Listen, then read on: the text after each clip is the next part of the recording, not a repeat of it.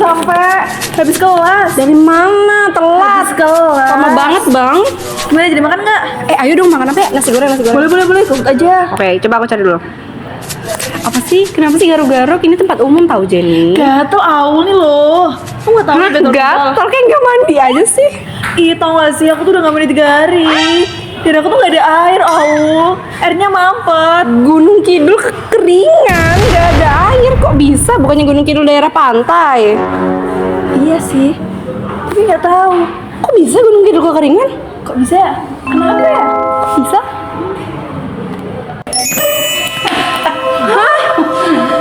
Kenalin, aku Dewa Air.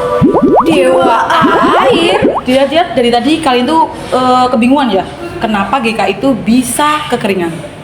Nah, sini. Dewa Air akan menjelaskan kenapa Gunung Kidul itu bisa mengalami kekeringan. Nah, memang benar ada beberapa daerah di Gunung Kidul yang mengalami kekeringan. Karena apa? Karena struktur tanahnya itu berjenis tanah kars. Tanah kars itu adalah tanah yang bersifat sulit untuk menampung air di permukaan, sehingga airnya itu langsung turun ke bawah tanah. Hal tersebut membuat tanah-tanah di sana itu mengalami tandus, kekeringan, ataupun kurang subur tanahnya. Kemudian hal tersebut juga membuat masyarakat itu mengalami kesulitan dalam tata kelola air gitu. Terus tapi kemana Jan? Tapi kamu denger nggak? Iya, tata kelola air itu apa? Tata kelola air. Sini Jan. Kamu tahu nggak? Nggak tahu. Aku tahu. Ayo kita cari YouTube. Oke, ayo.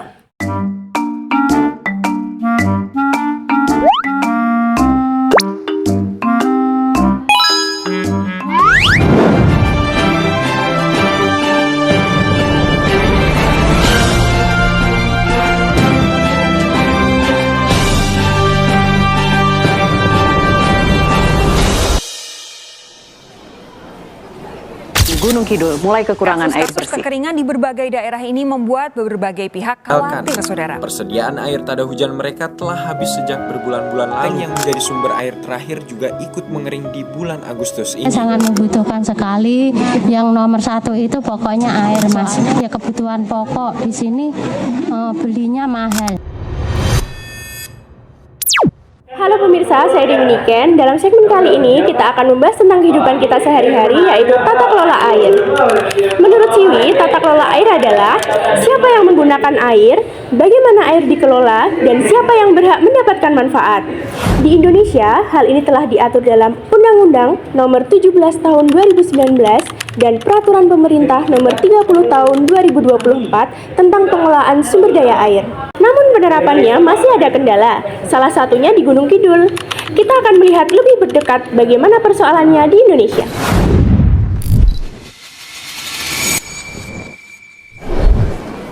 Warga mengalami puso atau gagal panen. Satu tangki berkapasitas 5.000 liter air bersih merogoh kocek hingga ratusan ribu rupiah. Indonesia jadi salah satu dari banyak negara yang terancam kekurangan air. Petugas BPBD harus melakukan dropping air secara rutin.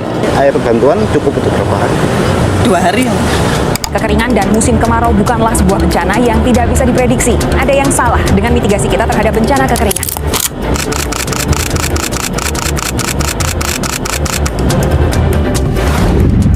Untuk memenuhi ketersediaan air itu emang butuh kolaborasi semua pihak. Kita ingatkan jajaran pemerintahan untuk meningkatkan kualitas sistem kesiapsiagaan kekeringan. Beragam komunitas merasa terpanggil untuk turut serta mengeluarkan air dari dalam Gua Puli Jajar. Alhamdulillah, senang.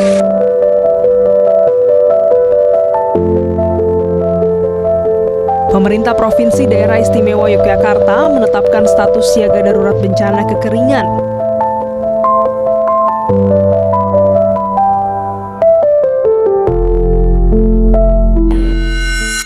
Dari cuplikan tersebut, semoga ini jadi pengingat penting tentang arti bagi kita semua. Saya Dewi Niken, terima kasih dan sampai jumpa. Oh, jadi kayak gitu ya tata kelola air yang baik itu, Aku ingat di mata kuliahnya Pak Yanuardi tentang kebijakan energi dan sumber daya alam, itu ada 3 pilar kebijakan ideal. Apa aja itu? 3 pilar kebijakan ideal itu yang pertama ada keamanan, 2 keadilan, 3 keberlanjutan. Kamu ingat nggak? Oh, jadi daerahku belum nerapin itu dong. Soalnya kan aku nggak bisa ngakses air bersih. Iya juga ya Jen. Menurut kamu ada program yang bisa menanggulangi itu nggak ya?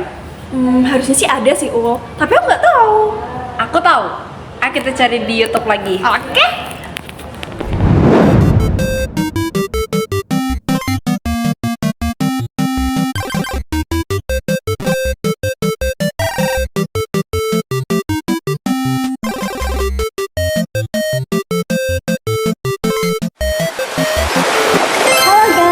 Welcome back to my channel. Jadi kali ini aku akan ajak kalian buat bahas apa sih sebenarnya program WAS itu dan juga bagaimana penerapannya di Gunung Kidul. Nah, jadi program WAS ini adalah singkatan dari Water, Sanitation, dan juga Hygiene, di mana program ini fokus pada penyediaan air bersih, fasilitas yang aman, dan juga peningkatan edukasi kepada masyarakat supaya hidupnya lebih bersih dan juga lebih sehat.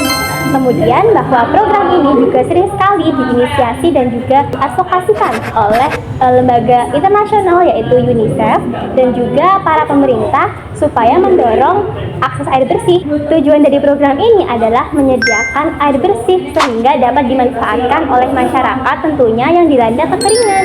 Dan juga program ini sesuai dengan SDGs nomor 6 yaitu air bersih dan sanitasi. Nah, setelah itu kalian pasti penasaran gimana nih penerapannya di Gunung Kidul. Nah, jadi untuk penerapannya pernah dilakukan oleh perusahaan swasta yaitu bernama PT Embrus Hauser Indonesia dan juga berkolaborasi dengan PT SGM untuk bersama-sama membangun program WAS di Gunung Kidul. Nah, gimana caranya? Yaitu dengan melakukan revitalisasi infrastruktur sumber air dari Gua Pelawon namanya.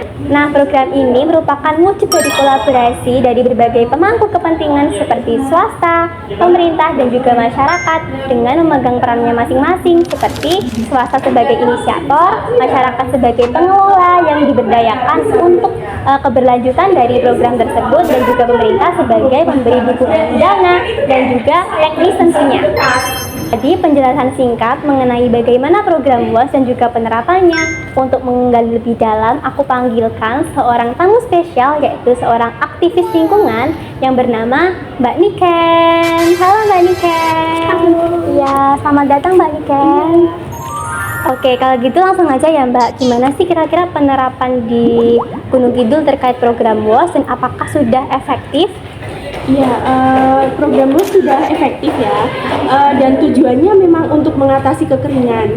Namun, karena keterbatasan dana dan kondisi alam yang kering, penerapannya belum rata di semua wilayah.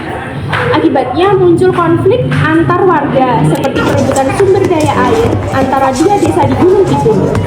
Kasus ini menunjukkan fenomena tragedy of the commons dan pioneers dilemma, di mana setiap pihak berusaha memaksimalkan kepentingannya atas sumber daya yang sama dan memilih untuk mengeksploitasi. Oke, jadi seperti itu ya Mbak yang masih mengalami kendala dan juga berbagai tantangannya. Oke, kalau gitu sekian dulu untuk video kali ini. Terima kasih untuk para pemirsa sudah menonton. See you! Tuh kan Jen, programnya itu udah ada di Gunung Kidul. Iya ya ternyata udah ada. Tapi tadi dijelasin masih ada tantangannya gitu. Nah, menurut kamu rekomendasi yang paling cocok untuk menangani masalah ini tuh apa Jen? Apa ya? Siapa yang bisa bantu kita? Siapa ya? Kamu. Kamu bisa bantu? Hah? Kamu lagi? Kalian bingung lagi kan? Misi. Kamu di mana? Sekarang Dewa kasih tahu gimana caranya agar program itu dapat optimal dilakukan di GK. Gimana Dewa? Gini caranya. Masalah kekeringan di wilayah pelosok Gunung Kidul menuntut penerapan program WASH atau Water, Sanitation, dan Hygiene yang dirancang secara menyeluruh dan kolaboratif antara pemerintah, sektor swasta, dan masyarakat lokal. Program ini tidak hanya berfokus pada penyediaan sarana air bersih dan sanitasi, tetapi juga mencakup pemeliharaan sistem, edukasi perilaku higienis, serta adaptasi terhadap kondisi tanah karst yang sulit menyimpan air.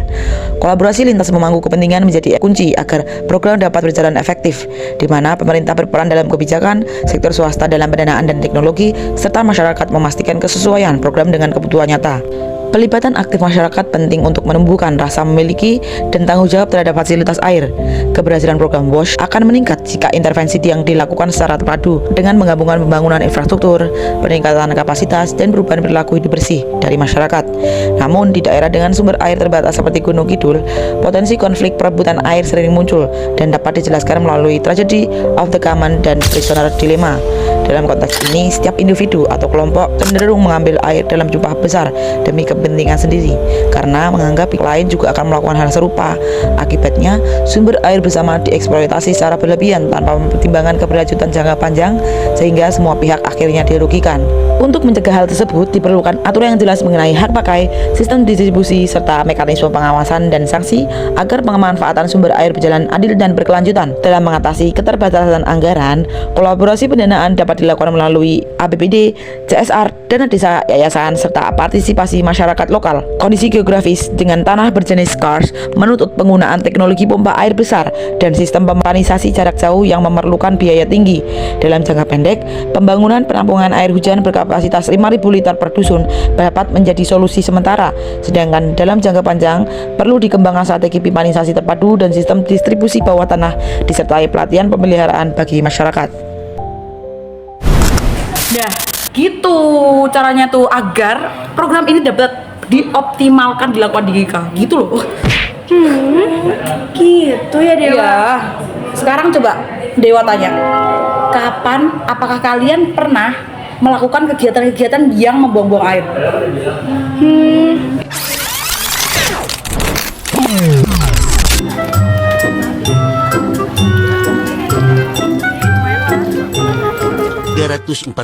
menit kemudian.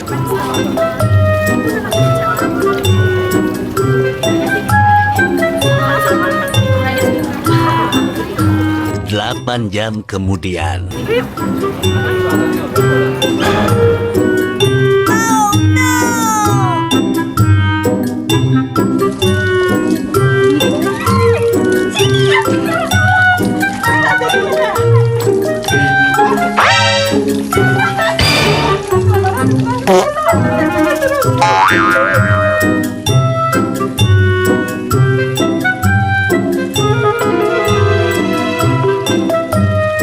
Oh my God.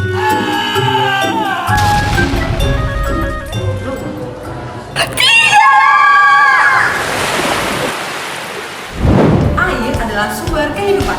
Maka dari itu, mari jaga air untuk generasi mendatang.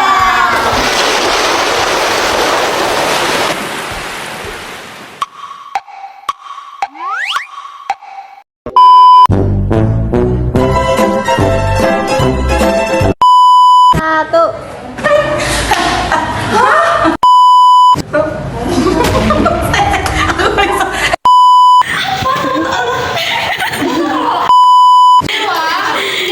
Dewa sekali lihat.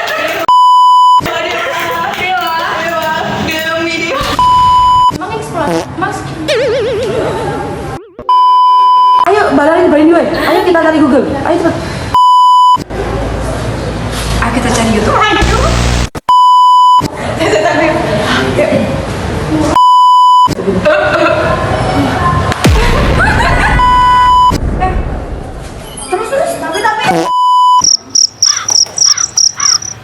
Udah.